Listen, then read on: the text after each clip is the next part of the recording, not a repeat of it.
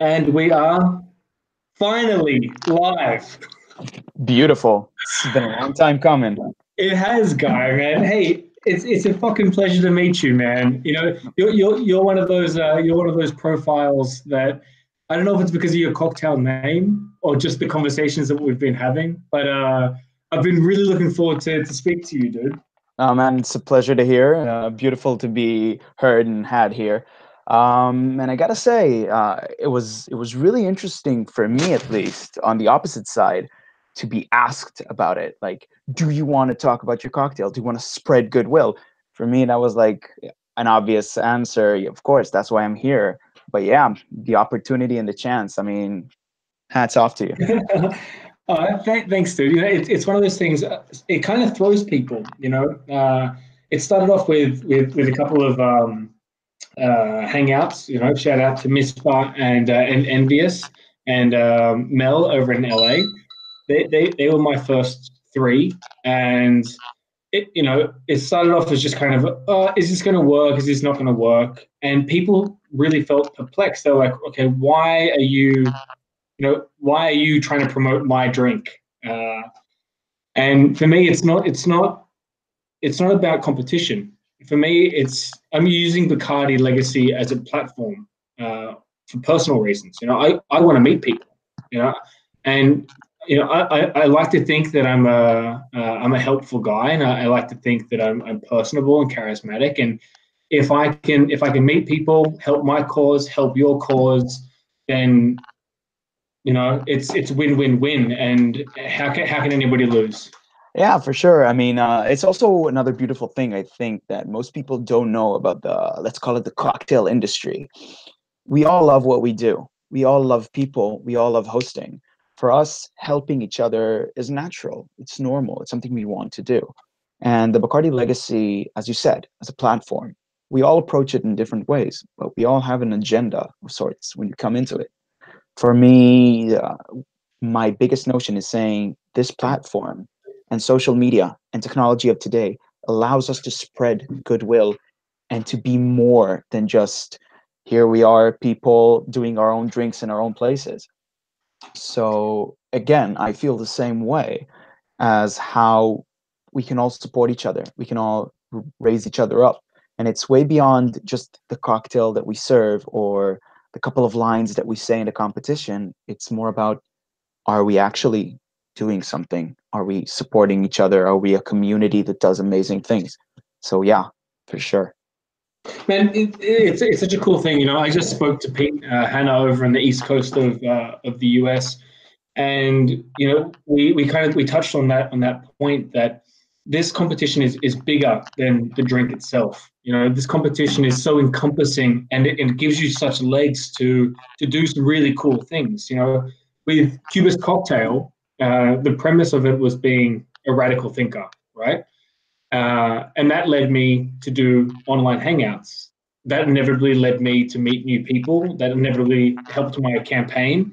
I'm helping people over in Kenya. We've got a program working, and you end up removing yourself from the competition. It doesn't become about the Bacardi legacy so much as it becomes about what are you actually doing in this 4 month period, and how is it lasting? Yeah, yeah, I get that. Um, I think also it's something that develops over time because we all start with this concept, an idea, or what we want to do. And then somehow we have an encounter with life and with other people. And that idea evolves as you go along. So for me, the evolution was I said I wanted to spread goodwill and I wanted to focus on spreading a positive message. And when I started, I saw that the first message I was able to send and the first thing I was able to support my people with is that I'm a sports junkie. I'm really, really trying to keep healthy and to maintain myself in order to spread goodwill and do good things and continuing on in my life. And I saw how other people were excited by the notion of, yeah, well, talk to us about it, help us with it. And I started doing these goodwill workouts where me and my coaches actually take in bartenders or anybody who wants to join and do a completely free workout to actually educate people on how easy it is to stay in shape, how important it is, and how good you feel with it, and how energized you are to do other things in your life. Hey, So fuck, man! I just had an awesome idea. You know, that's such a really really cool concept. You know, doing something from the good of your heart. You know, with the purest of intentions, getting people that you don't know in. You know, it's not monetary. It's not driven by greed. It's like you say, it's a goodwill act. I just thought about you know, in my small town, we have some really aspiring bartenders, but they're really unhealthy, right? And Jacob, if you're watching, I'm talking directly to you. You know, why don't we do a Goodwill times Cubist art workout session here in North Shopping? that sounds amazing. That could be great. Yeah, for Yeah, sure. cool, I'd love man. that. We can work the details out later on, but Yeah, we'll hook it up. so talk to me a little bit about Goodwill and how was it the concept that drove the cocktail, or was it the cocktail that really enhanced the concept? For me, I'm big into research. Uh, I believe that the first act of any creation has to start with, you know, getting to the stage where you learn about something and then you can make it, then you can perform with it. So when I did my research on Bacardi and what its legacy was, I found out amazing things. I found out amazing things about Don Facundo Bacardi and Emilio Bacardi, and how for them it was always about first things first is to be a family person for Don Facundo, and for Emilio Bacardi, the first thing was supporting the community. And all of his life, he was mayor of Santiago. He went to Senate. He supported the revolution. He was an individual that said, spreading goodwill and taking care of your people is first and foremost. And even after his death, when the first airport opened up in Cuba, and people were actually able to spread goodwill outside of Cuba, Bacardi Company celebrated the opening of that airport with a very famous cocktail, the airmail cocktail. So, like, thinking about these stories and looking at that cocktail, they said, okay, today we have new possibilities of communication, new abilities to transport ourselves and meet other people and support the world and ourselves and others. So, I wanted to celebrate that. And I said, okay, so I need to take the airmail as a basis, as a thought process, and bring in that extra level of saying, okay, this is how I spread goodwill today. And that's what Bacardi Company and Bacardi Legacy is all about. The history of Bacardi is spreading goodwill. Man, Uh, it's such a cool concept, and the thing that I like about it the most is that you're not getting trapped in the past. You know, the concept itself isn't something that's bound to one specific moment in time. The concept is something that is spawned from this concept and driven forward. You know, and I think that that's what this competition inevitably is all about. You know, it's about not getting hung up on the past. It's about taking something from the past, like you said, doing your research, and then globalizing it and moving it forward to future endeavors, right? yeah, for sure. I mean, if we were all caught up in the past, then it wouldn't, calling it the Bacardi Legacy competition would be wrong, because we are competing about how we look at the past in order to be ourselves coming in today and to the future. To create a legacy, in my opinion at least, is to be able to say that there is a story we all come from. We all have a story about who we are and how we do things and why. But a story that's worthwhile has to keep on going. We don't want a story to end. So when you're thinking about, for me at least, when you're thinking about a concept or a drink, it has to incorporate both research and understanding of where you are in the story and where the story is going to go. Absolutely, man. Absolutely. And that you know, I had a very similar thought process when constructing Cubist. You know, I wanted it to be, you know, art theory is the basis of what Cubist is. It's about perspective. It's about, you know, this fragmentation of reality and how we all share the same focal point, but we view this thing from different angles, right? Definitely. And for me, when I was constructing the drink, and more importantly, when I was coming up with the concept, I wanted it to be something that forced you to think internally. I wanted it to be something that, the drink itself doesn't really have any correlation to the name, and that it was quite pivotal for me. I wanted the drink to be almost juxtaposed to what my image, what my campaign was going to be.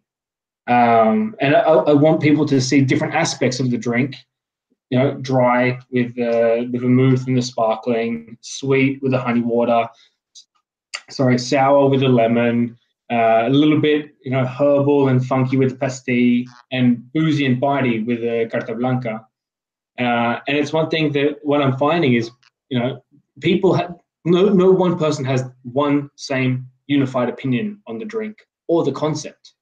They either love it, they're indifferent, they hate it, but regardless, just like art, you're talking about it. And if you're talking about it, then it's successful and it moves forward. And that's how things become, legacy, right? Yeah, definitely. It's a beautiful thing. I, as a person who does literature and studies literature, you see that the encounter between everyone and art creates something new. So being able to, as bartenders, be both creators and service givers, we have the amazing opportunity to create something and see its effect in an immediate manner. So Yeah. it's a gorgeous thing that you're experiencing with the Cubist. And sometimes I have it with Goodwill when I serve it and somebody says, oh, wow, this drink is amazingly sweet for the vanilla. And then somebody says, I love the fact that it's light with the touch of cava that keeps it sparkling and easygoing. So my cocktail isn't as unique and multi-layered as your drink might be. But even in the very small levels of questioning, like the citrus, the vanilla, the wine, and how they interact with the Bacardi, everyone finds a different high note, and it's really cool to see. Yeah, so what drove you to use the sparkling? Shout out to Altura back home in Australia. He's also using sparkling, Mm. and we spoke to each other about why, and we had different reasons. My reason was I wanted something that was elegant, be it kind of boozy. I wanted something that was refreshing, and I didn't want to use a soda, so that led me down that road. He wanted to do something that was truly unique to the competition in terms of no one has won with a sparkling drink before, right? True, true. And I'm just curious. You're a fellow sparkling wine, hopefully enthusiast. Why sparkling wine? Well, first of all, looking at the Hermel cocktail historically as a kind of a French 75 daiquiri kind of drink, it has sparkling wine in it. But even if you look deeper than that, you ask yourself, for my drink, I wanted to take several layers of the Bacardi Carta Blanca and enhance them. So when I put in the vanilla syrup, it was very sweet. And when you put in the lemon, it starts being citrusy, but not enough. So I had to find this drier element to kind of elevate the drink to become something that's more than just very sweet or very citric or not enough of both. So the white wine, sparkling white wine, gives it a kind of dryness that the drink really, really needs in order to stand up on its own and say, I'm not just this, I'm not just a daiquiri, I'm not just vanilla, I'm not just lemon. And it also helps to accentuate the smaller notes because you feel the vanilla and you feel the vanilla in the Bacardi and you feel the kind of citrusy freshness and sharpness that the white wine brings and the lemon brings and are already existent in the Bacardi. And it's the little notes that interact.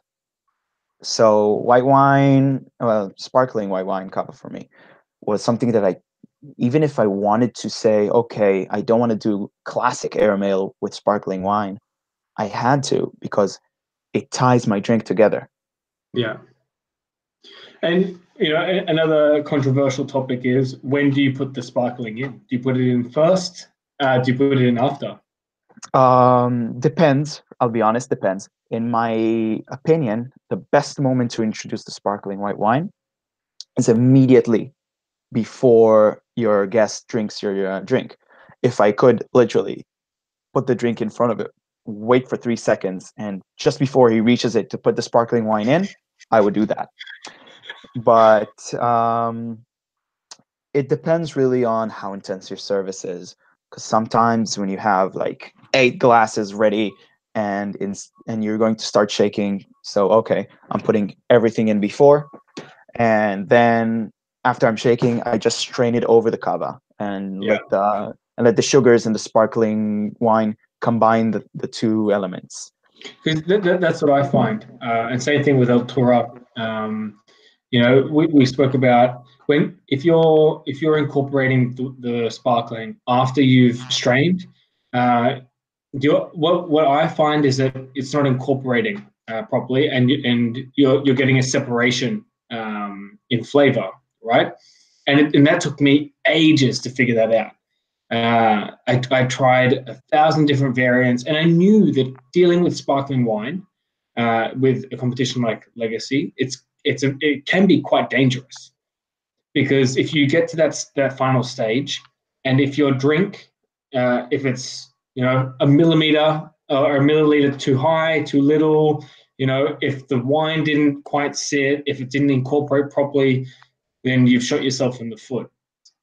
However, on the other hand, if it incorporates properly, and if it's settled, if it's effervescent, then it's a banging drink. The mouthfeel is fantastic. It's fresh. It's full. It's viscousy. And I think if anyone's watching this later on, if you do decide to go for a sparkling legacy drink, you have to know where the fuck to draw your line. Yeah, definitely. Otherwise, it's too difficult. It's really challenging because even within those two choices, you have technically two techniques, one of which wants to accentuate the crispness and put the sparkling wine at the end to keep it even bubbly as it first sip comes in, while the other says it's going to aerate a little, it's going to sit, and when you pour the sugary cocktail on top, it starts fizzing a little and loses some of its own volume. So it's something that I think anyone who's watching or thinking about incorporating sparkling wine into their drink needs to consider if their cocktail is light enough. Because for me, the ingredients are very light. So when I introduce the white wine, the sparkling wine, it raises everything up. And I don't need to shake it again. I don't need to stir them together. They function. And I can really understand the other point of view saying, okay, if it doesn't mash well, then it's going to make my drink not as fun, not as flavorful, and has two separate drinks within the same glass. Yeah. It's all about experimentation, I think. When you do your research, you find it. Yeah, and you have to drink a lot. Research, man. It can be fun too. Hey man, during that process of right before admission, I think I put on like 3 kilos. I've never, in every competition that I've ever tried, I don't think I've ever tried quite this hard. I think speaking to people who have competed in Legacy in the past and hearing what they had to say, I really wanted to give this a really strong go. I really wanted to make something that I was proud of. I really wanted to make something that would connect me with other people in the community. And I'm really happy that I chose sparkling. I'm really happy that I chose. I'm also using a variation of an air mail, right? Yeah. I don't. I would never say that. Over the bar, or I would never say that. I would never pronounce it as it's an air mail variation because it's not. Goodwill is Goodwill, and Cubist is Cubist, and their origin story stems from airmail. One thing that I was told by our ambassador here, who's been part of Legacy now for all 11 years, Mhm. is that they don't want to hear you talk about how your drink is a variation of another drink.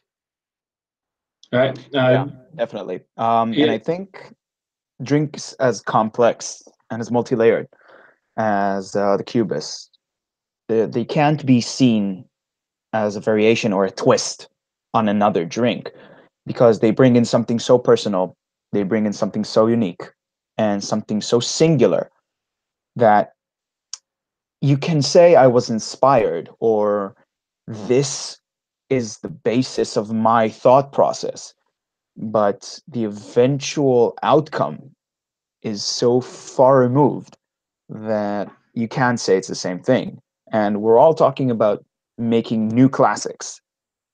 So yeah, you can say that all cocktail creations stop somewhere at 1920s, and it's all just different kinds of Manhattans, different kind of Negronis, different kinds of daiquiris. But that's not true, because there are so many beautiful cocktails that are like a whiskey sour. But if you have a penicillin, you're not going to have whiskey sour going in your head. You're going to Nah. have penicillin. You're going to have penicillin coming up. And when you have, or at least I hope that when you have a Goodwill, you're not thinking, oh, a daiquiri. You're thinking, oh, that's something interesting. Yeah, yeah, and one thing I really love about Goodwill is its simplicity.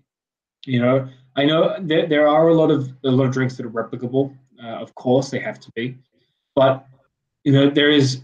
I have, I've got sugars, I've got rum in my bag, I've got a bottle of sparkling. I could literally make your drink right now. You know, That, and I think sometimes if people are watching this later on and you come to this process of fuck, what do I do? How do I make an original drink? I have to add 5 mils of this and a dash of this, and I have to whisper this in.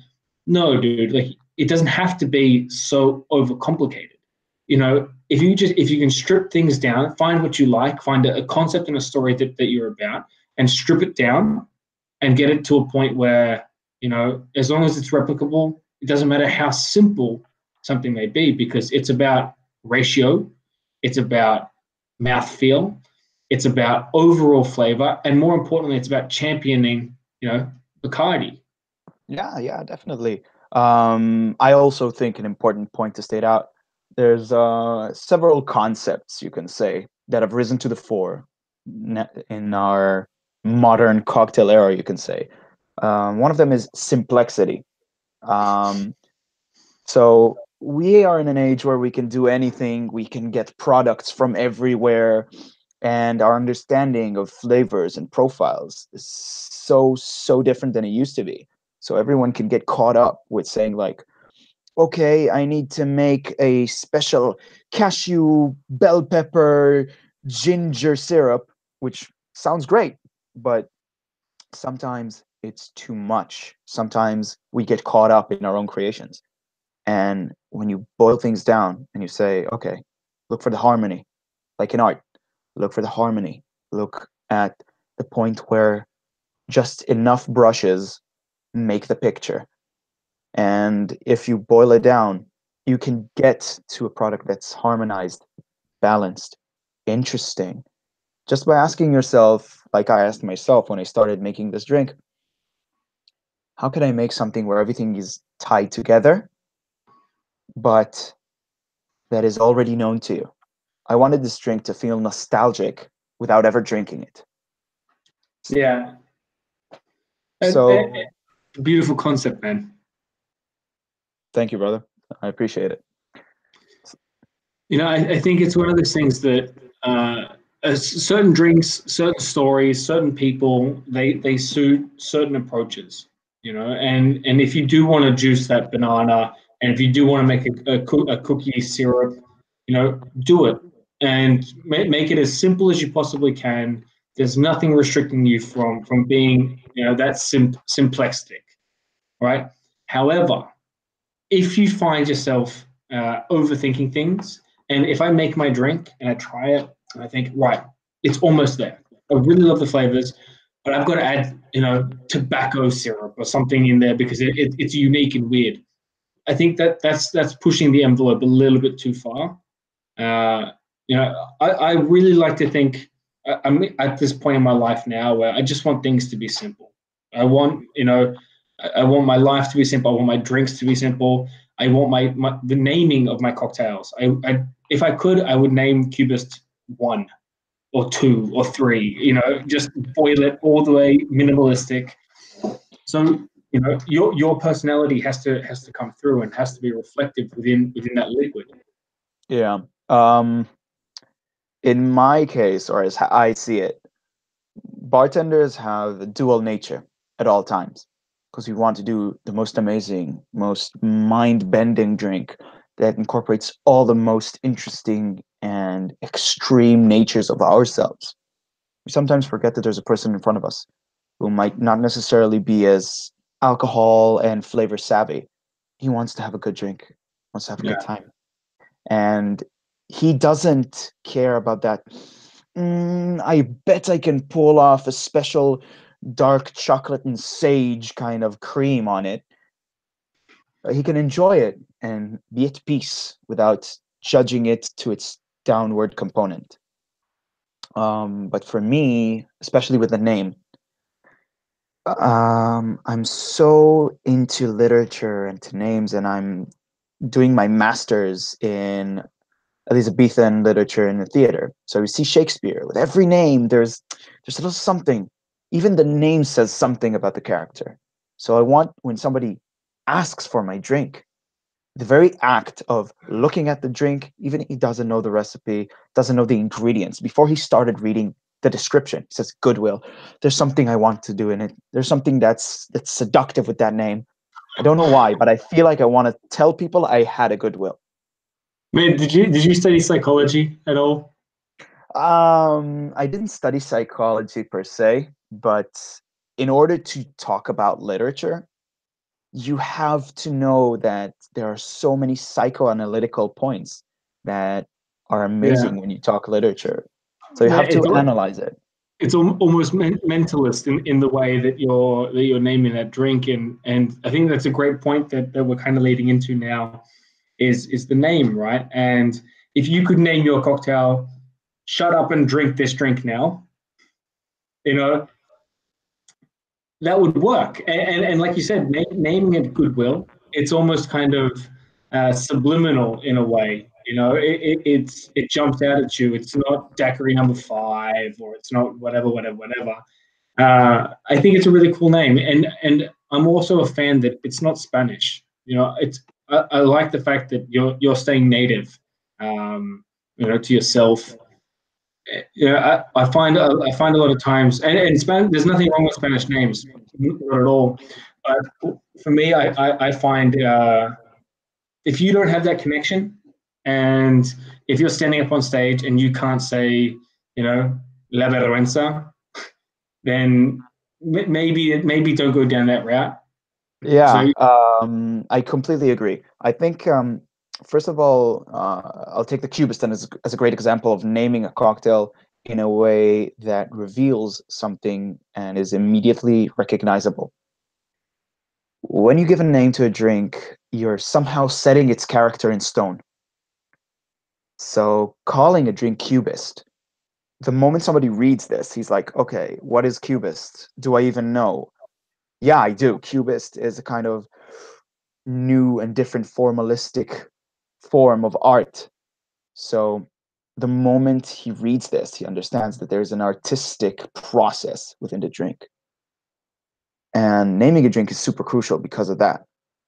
So when you go into giving a name to a cocktail, and for me, I didn't choose a Spanish name because I said to myself, okay, I'm not really Spanish.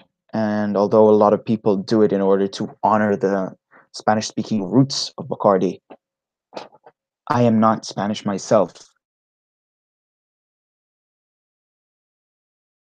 That's honest.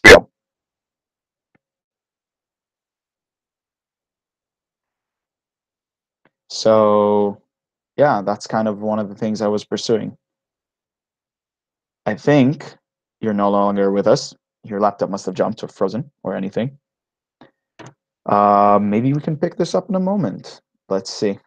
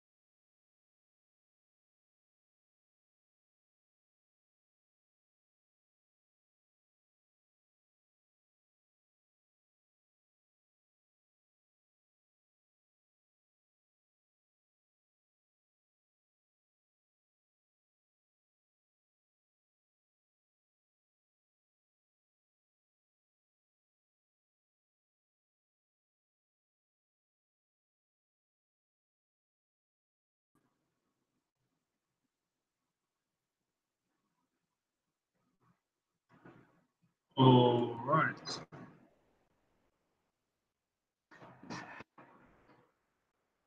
Pretty sure we're still live.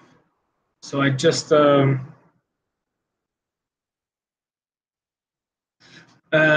computer decided to restart. Don't know what the hell happened. But if you're still watching, thank you very much.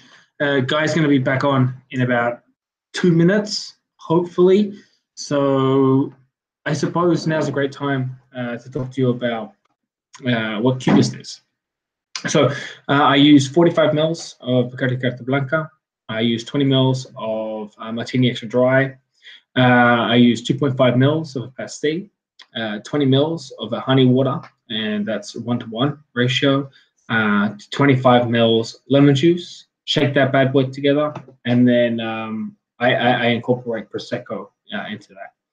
And the reason why I chose to do prosecco is because here we go. Hey, big fella. Good to have you back. Cheers, man. I got no idea what the hell happened. I was sitting here, we're having a nice talk, and then bam, the computer just decides, no, we're going to restart now. Yeah, okay. Well, we were talking about names, weren't we? Yes. So, you mentioned that literature kind of helped you to think subliminally. Because as I see it, names have tremendous meaning. I started telling about your cocktail, Cubist. From the outset, when you read that name, you have this moment of like, okay, what is this? This is a word I know. It's related to art. How is this connected to the cocktail? It makes you start to think even before you've seen or had the drink. So for me and mine, the name of my cocktail, I wanted something that somebody saw, and even before he had this drink, he had like Goodwill. Okay, what's this? How is this drink gonna be like? Is it gonna be like energetic? It's gonna be fun. It's gonna be light. That's what Goodwill means in my head. And so, for each cocktail, each great cocktail, you'd see there are good names that represent something about it.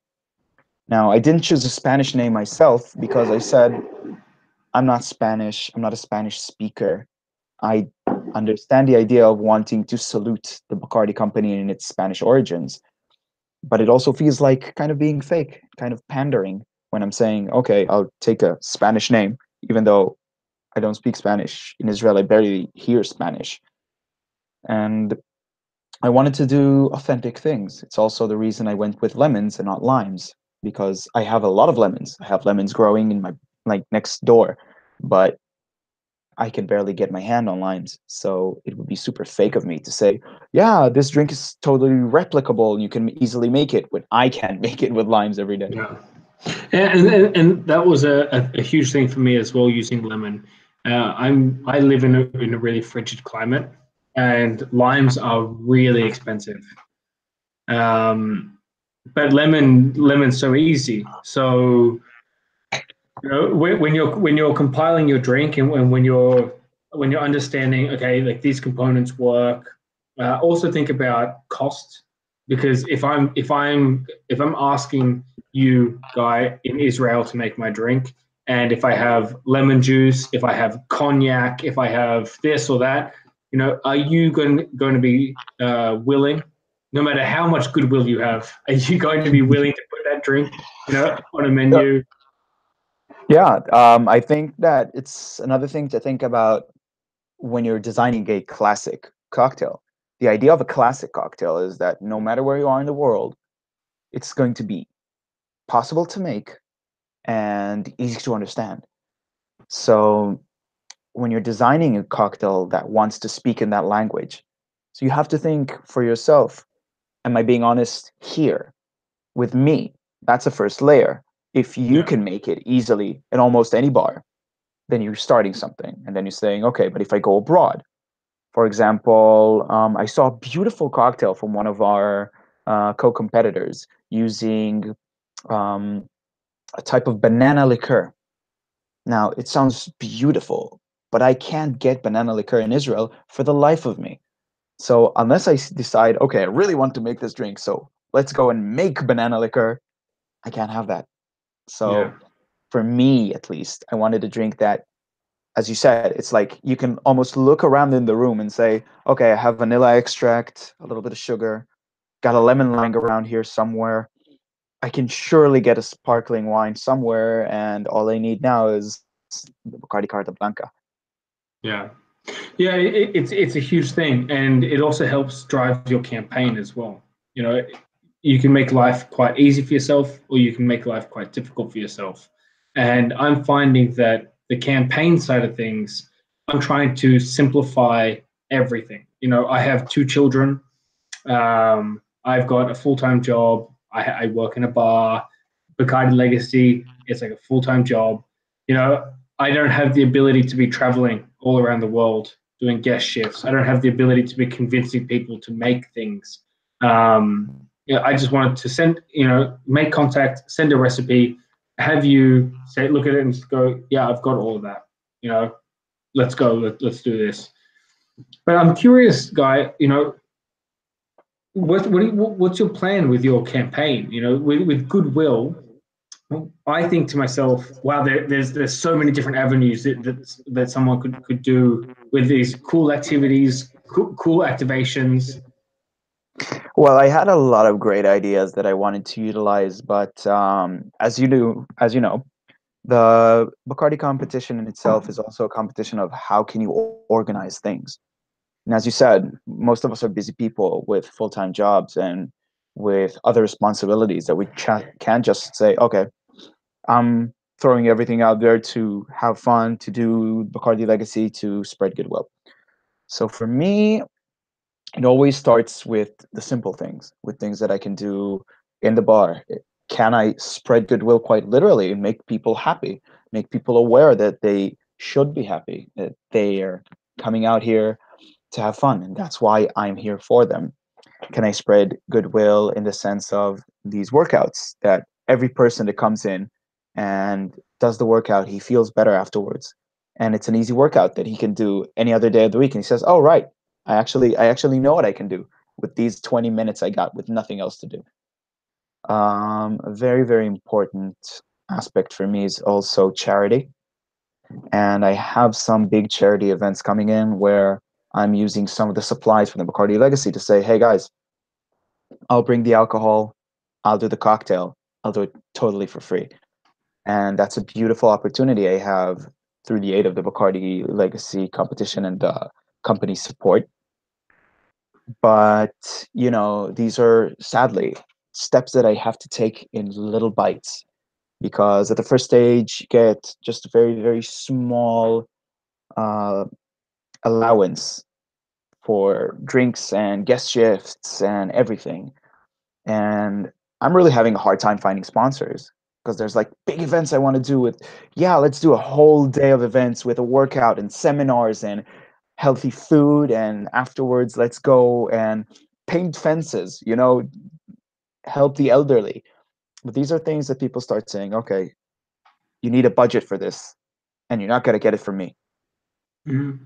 So one of the things I've been fighting with is actually that because I'm not really a super like active managerial person that has all these contacts to just call up, be like, hey Nike, do you want to sponsor me on an event? So for me, it's struggling to see how I can get to people and how I can say, okay, let's work together. I make your drink, you make my drink. Let's spread goodwill. Let's say, here, I'll put this in my menu because I have a pop-up menu next month. So here, let's work with you. Let's work together. And I'm finding it really like challenging, and it's really part of my personal growth to learn how to ask and to put myself Yeah. forward and say, I need that help. Can you help me? And I think that's when these being open to accepting doing something like a radical hangout. You find these little nuggets everywhere, and opening yourself to other people, influencing you is never a bad thing. And that's why I'm saying to you, let's try and do something. Let's try and organize something half a world away. I've got 26 bottles of Bacardi. I'm happy to make Goodwill. I'm happy to make Cubist on this event. We can do, a jogging activity. We can do some activities. You can hold an online seminar about your drink. We can take photos of it, and then after they do the exercise, we can do a painting exercise, and we can tie all this in together. And it's fun. It's active. It's incorporative, and it helps you. It helps me. uh, and that's what I'm about. That's what Cubist Cocktail is about. It's about thinking outside the box. It's about finding solutions to do cool shit with people who you don't know, and understanding their perspective in your own personal way.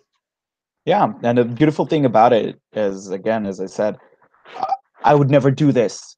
I would never try this unless I was placed within the Bacardi Legacy competition. Because now we're talking about, I'm like, yeah, that sounds so cool to actually find a way to somehow incorporate working out and being artistically creative and doing something and talking with people around the world and just doing the best we can to live and to be the best we can. So Yeah, it's super I'm gonna exciting. I'm gonna find a pen somewhere, and I'm gonna there we go. I'm gonna make a note that we need to do a Goodwill times Cubist workout. Nah, definitely. One thing though, we need to make sure, I need to make sure I'm not doing too much shoulder and arm exercise so we can still paint afterwards.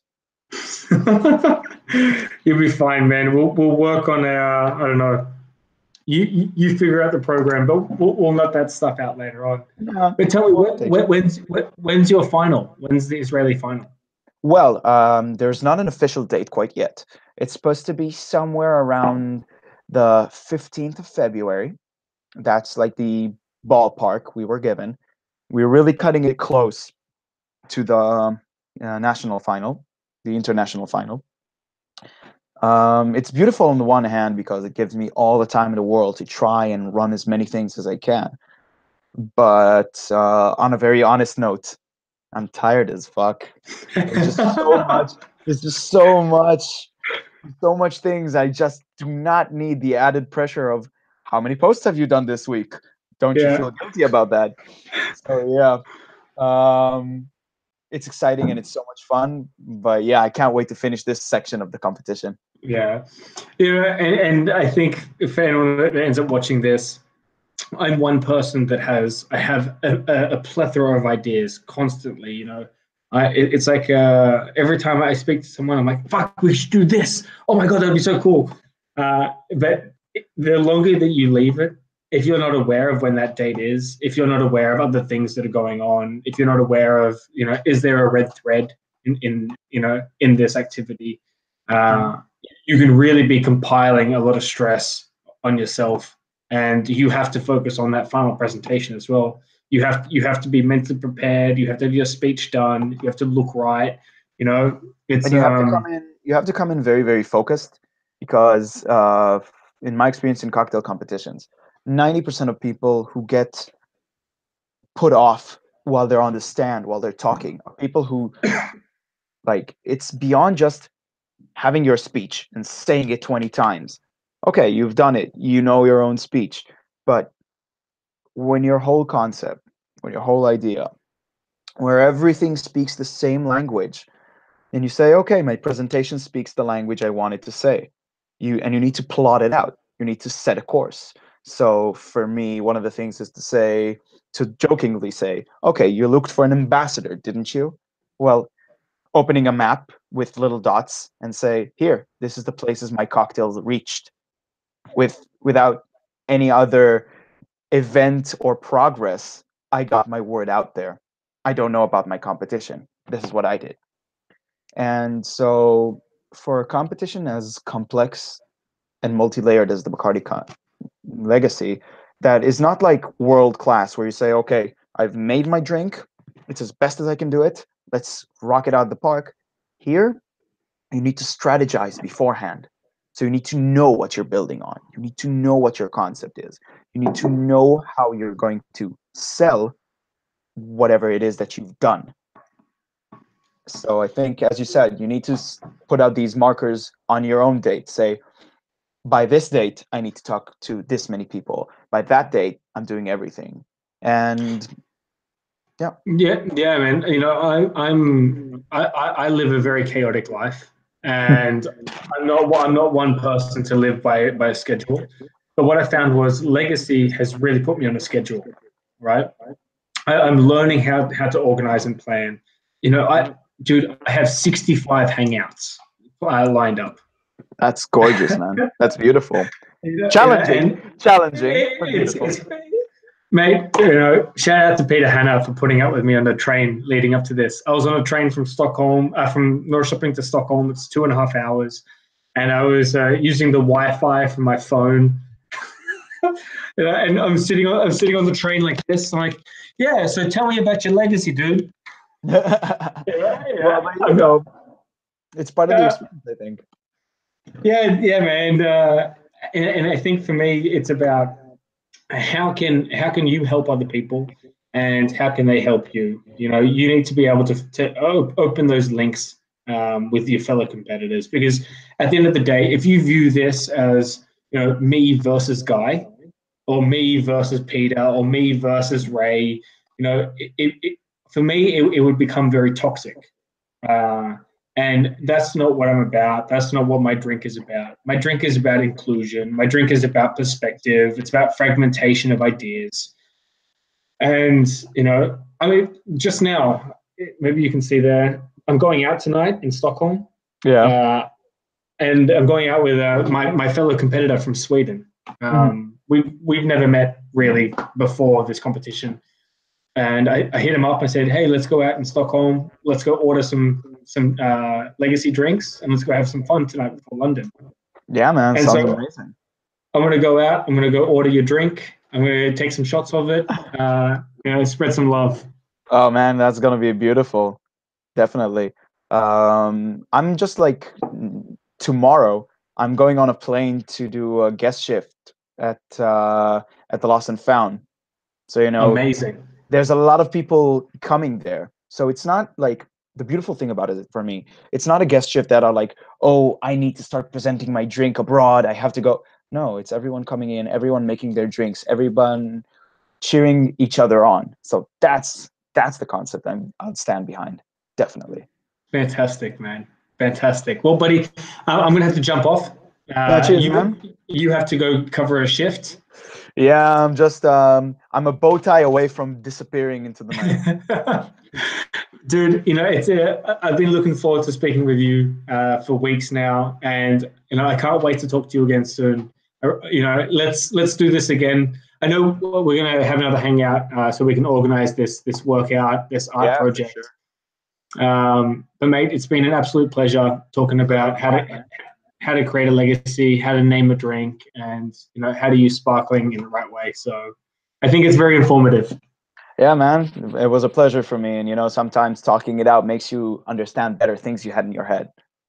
Yeah, and you know, just on a very brief little tangent, I think that's a really useful thing, actually, that I'm finding. I'm finding that, you know, looking at myself in this camera and talking about what I'm doing and talking about my ideas, I'm clarifying. You know, I'm helping myself to think. As I'm speaking, I'm taking mental notes. And I'm like, no, dude, like that doesn't work. You know, no, that doesn't sound right. So if you are going to be part of Legacy, and if you are going to make it to this stage, I mean, you have to be vocal. You've got to reverb your ideas over. You got to put it out there. You got to put it out there, and you got to see the reactions and start saying that didn't sound right, or that didn't get the impact I want. And after you do it enough, you get to the place you want to be. Man, I've got some friends in Tel Aviv. I went backpacking with them about 7 years ago. I haven't spoken to them for about 5 years, but I'm going to send them a message. I'm going to send them your way. And if a guy by the name of Tel comes to say hi to you, I sent him. Beautiful. I'll hook him up. All right, brother. Man, have a great shift. Please let me know how you go. And like I said, all love to you, dude. I really hope to see you in Amsterdam. Yeah, cheers, man. Wish to see you there. All my love and appreciation. And talk to you soon. Thanks, brother. Peace to you, man. See ya. See you.